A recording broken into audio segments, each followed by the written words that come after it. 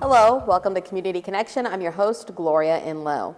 As many of our viewers know, one of the things I love about Jefferson City is all that the city has to offer as far as entertainment. Every once in a while, I'll hear someone say, there's nothing to do in Jefferson City, and I counter, well, you just don't know where to look. So we do the looking for you, find out about fun, upcoming activities that are happening right here in the capital city. And with me today to help with that, we have two members from the Little Theater Board. We have Gabrielle Wittenberger and Keith Enloe, and I'd like to welcome both of you to the show. Thanks for having us. Well, both of you have been guests here before. You're familiar faces to, I'm sure, many of our viewers, and I'm sure many of our viewers are familiar with what you do on stage, too, having seen shows from the Little Theater. But maybe for some of our viewers who aren't so familiar with what the Little Theater does, Keith, could you tell us a little bit about that? Sure. Actually, the Little Theater of Jefferson City is over 40 years old, and it's the oldest community theater in the area.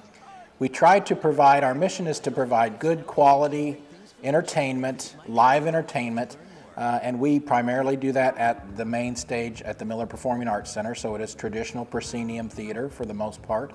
And we have a strong season membership, a strong following, and we've been doing that for 40 years. We're self-sustaining, and we're very proud of that. One of the things that always strikes me is that Jefferson City has such a vibrant theater community. It's not a huge city. It's getting bigger every day, I think, but I think that's rare for a city this size to have such a vibrant theater district. Would you two agree?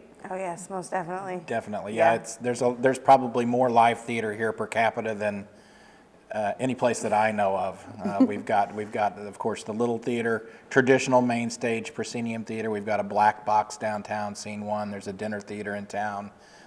Stained Glass Theater does more of the spiritual, theater with a message, a religious message to it. So there's lots of options in town.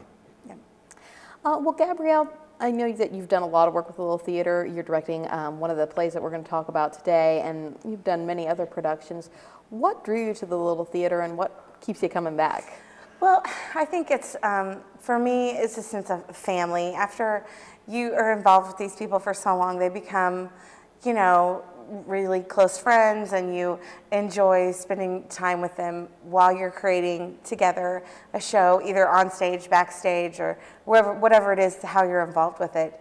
It's just a good sense of community too. I mean, I'd love to see people out, at the mall or, at Walmart, and they're like, oh, good job in the show, or, oh, it was so good, we're so, proud of what Jeff City has to offer, and that just, it makes you have that pride in your community, and that's what Little Theater offers.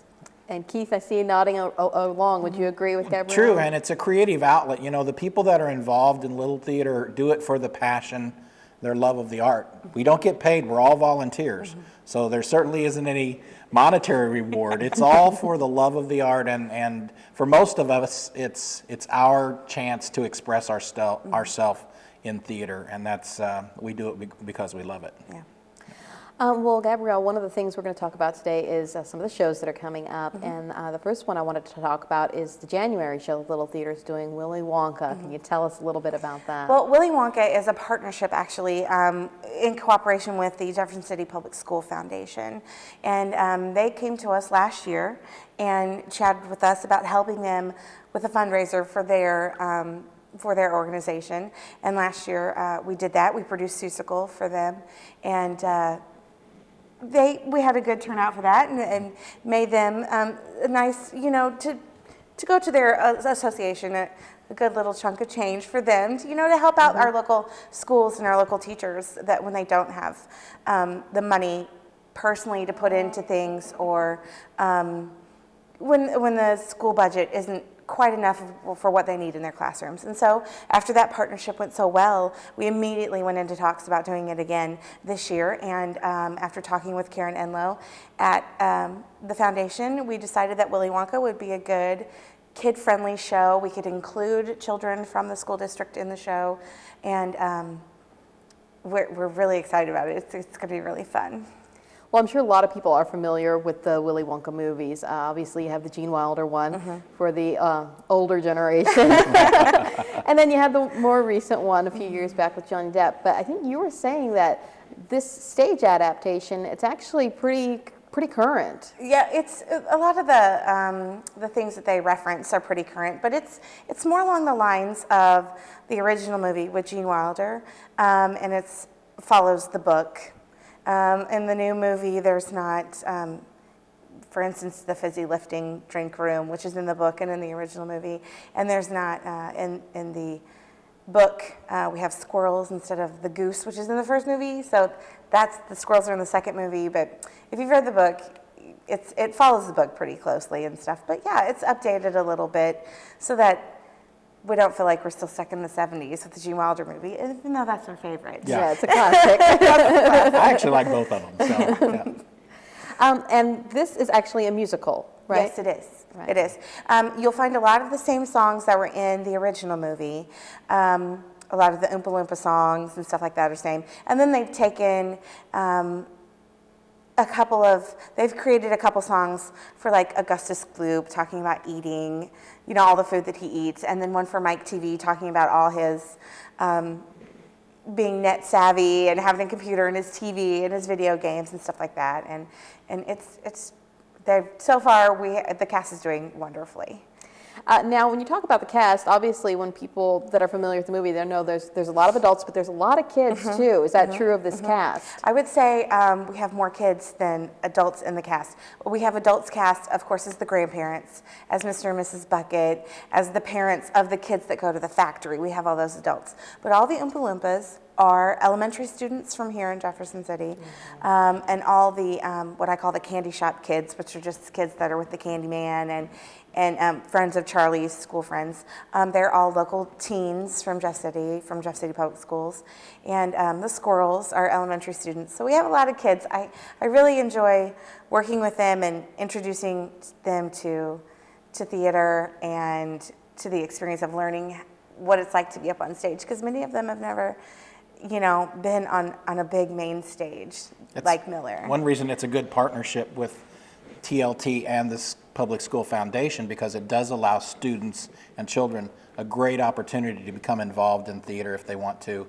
And it is the first opportunity a lot of them have, so once they get that bug, we're a little bit selfish. It's kind of feeding our program too. Right. But it's a very good partnership because of that student involvement and the opportunity for students and kids to be involved with the show. That's true. Did you guys try to do that last year too, with Seussical? Last year we had same approach. Yeah. And we didn't just exclude to Jefferson City Public Schools either. We've included kids from IC and St. Peter, St. Joe. I have a couple kids that are from Freeburg that have come in to do because they love to perform. So I'm very blessed with a good, really top-notch cast.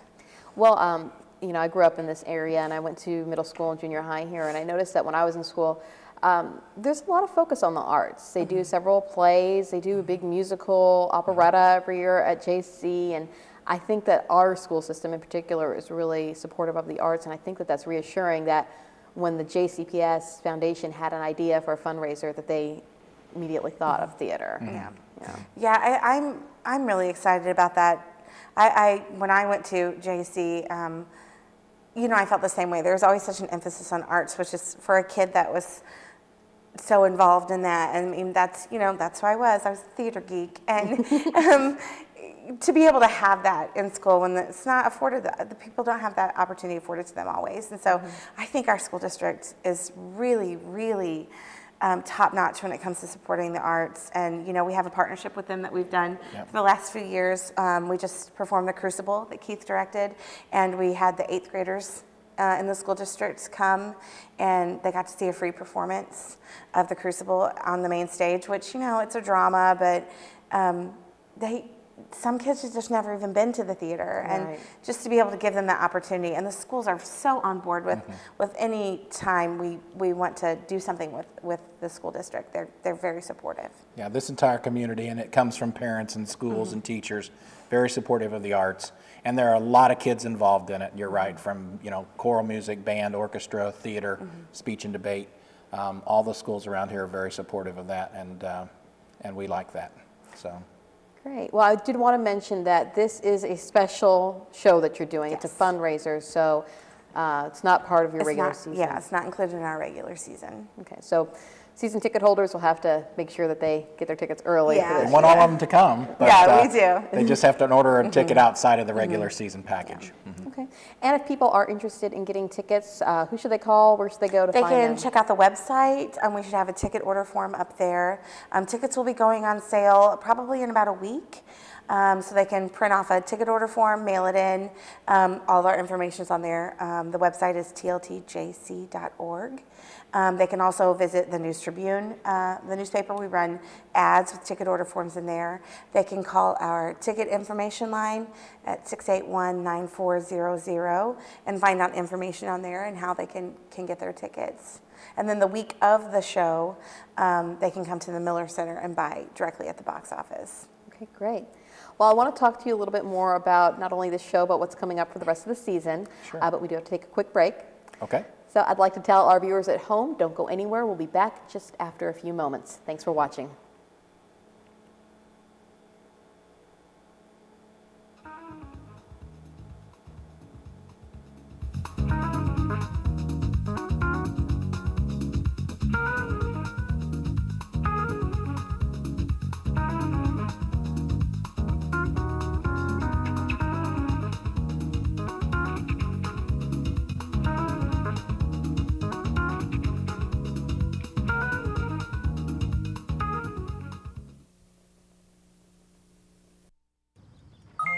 G-Morning, sunshine. Wakey, wakey. Text me. Are your parents home later? We can hang. LUV, love you. JK. Holla back. Holla back. Holla back. Are you with your friends? That's lame. We're in a huge fight right now. XO. What'd you dream about? Something I did. Are you on your way to the mall? I'm lonely. Nude pics. Send me some. Text me. A bright future starts with a healthy lifestyle. Good nutrition and physical activity are fuel for your child's mind and body. Attaboy, Pinot. And the food pyramid will help you find the right balance. Just remember, every color, every day. Nothing can stop me now. Eat right. Here's an apple.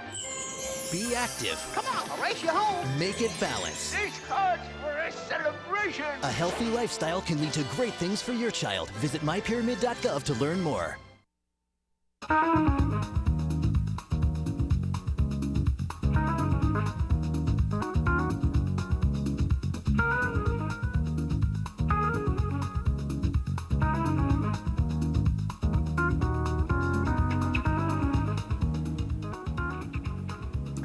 Hello, welcome back to Community Connection. I'm your host, Gloria Enloe, and this is the show where we let our viewers know about what's happening in Jefferson City, how they can keep themselves entertained, especially in these cold winter months. And my guests today are from the Little Theater. We have Gabrielle Wittenberger and Keith Enloe from the Little Theater, and we've been talking a little bit about Willy Wonka, which is going to be your January show. And Gabrielle, if you could just quickly recap, this is a special performance that you're doing. It is a special performance. We're partnering with the Jefferson City Public School Foundation and helping them with the fundraiser for their efforts to help teachers here in town. And the show is January 19th through the 22nd. We have 3 evening performances and 1 matinee on Sunday the 22nd. And I'm very excited. Got a new crop of young kids that have been performing locally at schools and church and stuff like that, but have never been on the main stage. And so they're really excited and they're working really hard. And one of the things that I think is really cool is this is a school foundation fundraiser, and you're getting kids involved, and so this is also a very family-friendly show, It is. I assume. It is very family-friendly. Of course, most everyone knows the story of Willy Wonka, and he's, the candy factory and all that stuff. And So that story is always, you know, everybody loves that. And just the fact that we have all these young kids in it, and I have grandparents and aunts and uncles and cousins. They're all so excited, and they're going to come and watch. And so, yeah, definitely family-friendly show. And parents getting involved, too. I mean, Oh, yeah, backstage, we it's do. a great opportunity, like Gabrielle alluded to earlier. It is a family atmosphere, and so whether you're on stage or off stage, there's a lot of opportunity for families to be involved in the production. One of the things that always struck me about Willy Wonka, the movie, both movies, is just it's so visually stunning. I mean, it's obviously he's got this magical candy factory.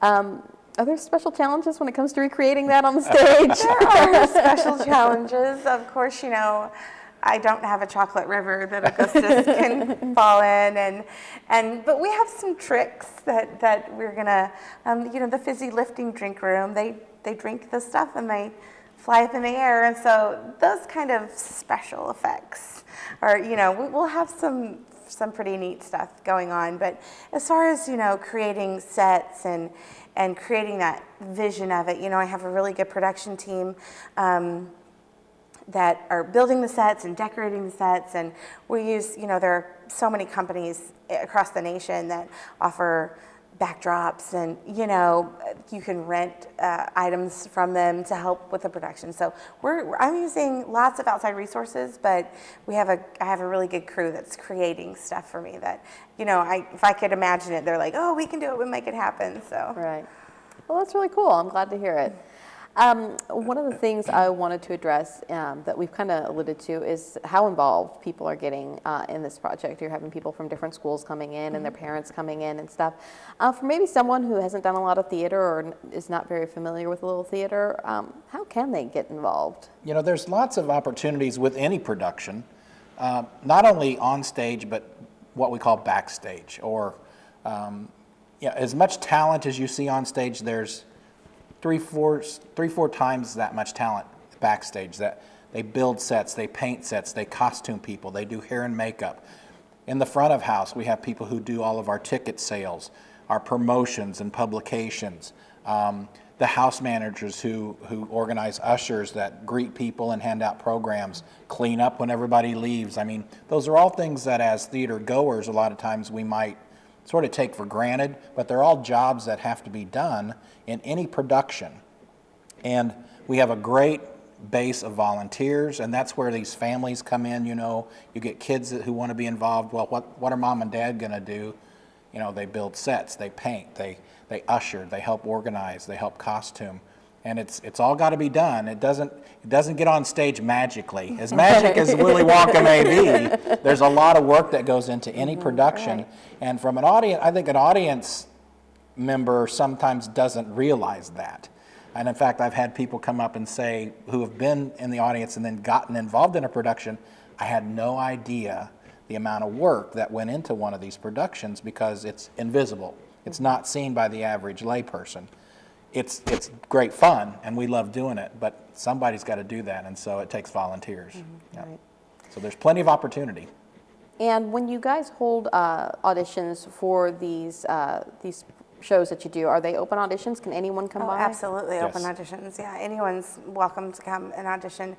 We, you know, advertise in the News Tribune. We advertise on our website. We have a Facebook group that you can get on there and find out. Everything's always posted. You can when like they are. us. You can like us.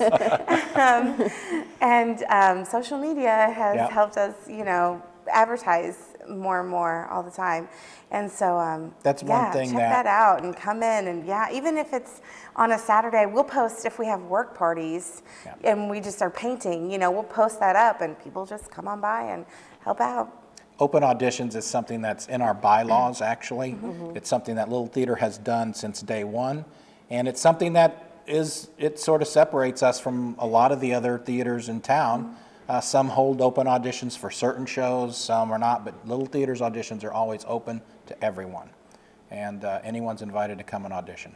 And you guys do quite a few shows a year. We do 4 shows a year, and then with the partnership, that gives us, you know, a 5th show. And we always, for sure, have the 4 shows per year.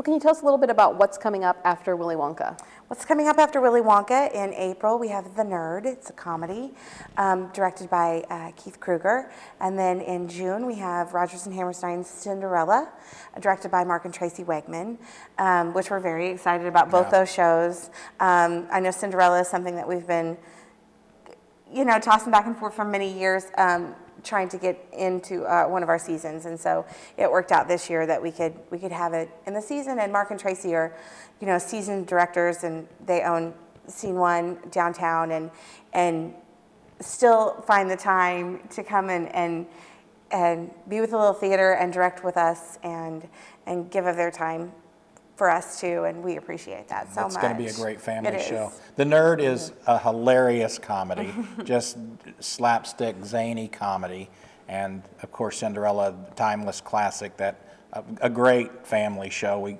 I can't wait to see all the little girls that come out to see that one. So, Oh, yeah. I'm sure my daughter will be there in her Cinderella dress. Yes, we're hoping to do that. I hope they all dress up. That'd be great. Yeah.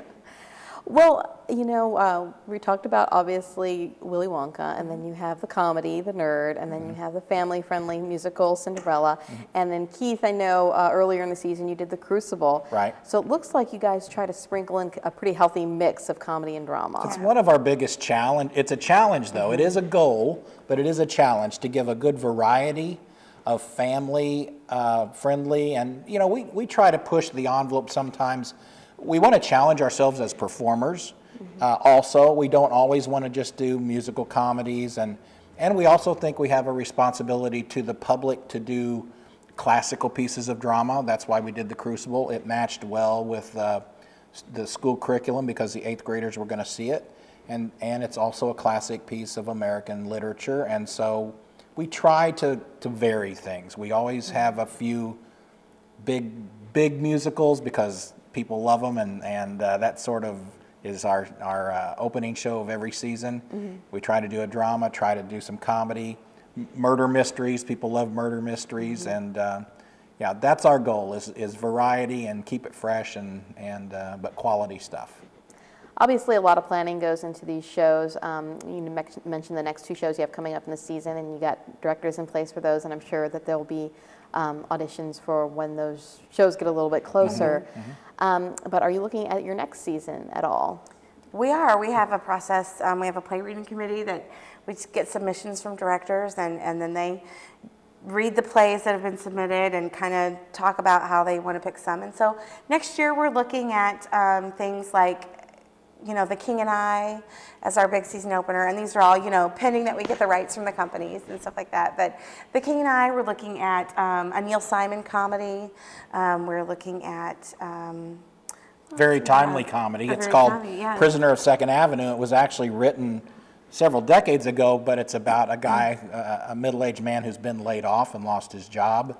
And it's a comedy, but it's his struggle to maintain his sanity in the middle of this crisis, and sort of a midlife crisis thing, so it's sort of pertinent to a lot of stuff that's going on today. Right. Yeah. Romeo and Juliet. Romeo and Juliet. Which, we have not done Shakespeare for a while, and we like to, it's not exposed a lot in town, and we don't expose our viewers to it very often, and but we felt like this was a good year for that, and we have a very experienced director, someone that's been teaching that for a while that is attached to that now, and we're looking forward to that. And then our last one, which is our one that we're looking forward to, is Best Little Whorehouse in Texas, which we've not done that one. That will push the family boundary a little bit, but it's a fun show, and people know it and know what to expect from it. So. Yeah, I don't think anyone's going to wander No. in unsuspecting. If they buy a ticket for a show with that know what's title, they coming. know what they're getting. Right. So we're looking forward to next season also. We're, gearing up for that. And like I said, getting the rights for all that, going through the process of that, and making sure the directors are lined up, and then they'll start working on their production teams, and we'll get ramped up for that. Yeah, but a year out is not too soon to start Yeah. working on that stuff. Yeah. It takes a while to get it all organized. I bet it does. Yeah. Well, if someone is interested in maybe working on a play, we'll talk about both on stage and backstage. What kind of time commitment are they talking about as far as, like say, actors with rehearsals when there's a show coming up? Traditionally, a director, our rehearsal schedules are traditionally, they start 8 to 6 weeks out, depending on how far we have to prepare, how big a show it is. But directors usually rehearse 3 nights a week, Sunday, Tuesday, and Thursday nights, right up until showtime. And then that last 2 weeks or week before the show, you may be going every night. Right. Depending on the show and depending on your role, you may not be required to be there every rehearsal. Most of our directors are very good about not wasting people's time. So if you're not needed at a rehearsal, you don't have to be there. You're not going to just sit around and watch. From a volunteer standpoint, again, it kind of depends on what role you take on. If you want to just help out, you can help out as needed. If you're going to be in charge of something like costumes, then it's going to require a little more time and a little more commitment. So, but we realize that everyone has another job. This is a labor of love, and so we will work with you to schedule, and you can sort of work as hard as you want to. Yeah. And if someone is really interested in maybe being in charge of costumes or makeup or something, but they're not that experienced in the area, do you guys usually have seasoned kind of pros around that can kind of show people the ropes? Absolutely. We try and every once in a while have classes. We try and bring people in and teach them about, stage management and the sound, running the soundboard or lights and all that kind of stuff. And there's a number of us that have had our hands on every single job within the theater and are always willing to bring people in to teach them, to train them. Then that's one less thing that we have to worry about. We have new people. The more people that we have, the easier it is to get the production going and up on its feet and give them the best show that we can. But people can again go to the website. We have volunteer forms on there. You can email the webmaster and he'll send it to the appropriate person, and then they'll get back to them and talk to them about coming in and learning how to do stuff, and just checking out our building and what we have there also helps. Most of the people who do this did not grow up in they don't have degrees in theater. They aren't formally trained. They have learned it by doing it and learned it from someone else. And we have a lot of people who love to mentor. So several of our productions right now are they have someone who may be in charge of a certain area, but they're trying to help mentor someone else to learn that area so that they can grow into it. So certainly there's always opportunity to learn. Great. Well, thank you so much for coming by today and talking to us about that. I'm really looking forward to the rest of the season. And just real quickly, again, if you could let our viewers know where they can find out more information about getting tickets and showtimes. They can call the ticket information line at 680-946-81-9400 or visit the website at tltjc.org. They can visit the News Tribune, and we have ads that run in there all the time. We also have a Facebook page that they can go and visit and like us, and then they'll get our info. That probably covers it. And the escape section, the entertainment section of the News Tribune also will have, they have the listings and the calendars, that type thing. So, great, great. Well, thank you so much for joining us today. I'm really looking forward to seeing the shows, and thank you so much for all the hard work that goes into it too. Thanks for having us. And I'd like to thank our viewers at home for watching not only this show, but all the wonderful programming we offer here at JCTV. Don't go anywhere. This show is over, but we're going to have more great programming coming your way. Thank you so much for watching.